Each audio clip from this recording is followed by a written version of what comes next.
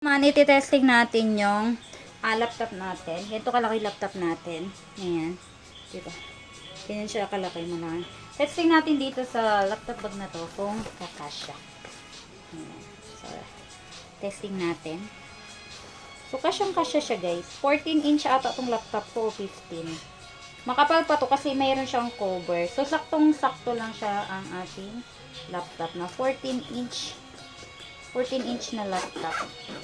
So, kung medyo malaki yung laptop ninyo, ayan, sakto lang siya. So, ayun, ganyan siya sa akin. So, makto lang yung ating laptop. So, pwede nyo pa siyang lagyan yan ng, ang ganda ng ano. Ito yung isa sa nagustuhan ko din ng lock niya. Ayan, ayan. The lock, ayan, sobrang ganda. May paganto siya. Diba? Ganyan yung mga zipper niya. So, ang ganda ng zipper. Yan. Wala pa yung ano. Madami pa kayong mailalagay dito sa loob, ha? Maluwang na maluwang pa yun sa loob. So, kita nyo, ayan.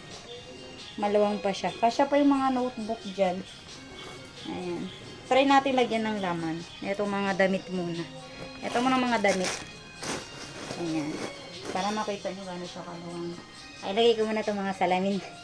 Diba? Tapos, ayan. Yung ating mga, ano, dito ko na rin ilalagay ng cellphone natin. Ilagay yung isa. Ayan, o. Kasyang-kasya yung aking power bank dun sa loob. Ayan. Maluwang pa siya. Kasya pa ang mga notebook at kung anik-anik. Sobrang luwang pa niya. So, kasya pa. Meron pang space, guys. Tapos, meron pa dito. Ayan. Gusto nyo umorder, ganda din. Try natin yung suot. Kung comfy siya. Ay, maganda. Kasi makapal yung ano niya. Maganda. Wait lang. I-ano ko lang. Maikli. Maganda yung strap. Matibay. Matibay yung strap niya, guys. Ayan. So, try ko. Ganyan. Diba? Hindi siya sobrang bulky. So, ayan. So, mag-iisip kayo ng bibili niyo para sa mga anak ninyo. Yan. Check niyo na yung yellow basket dyan. Yan. Yan.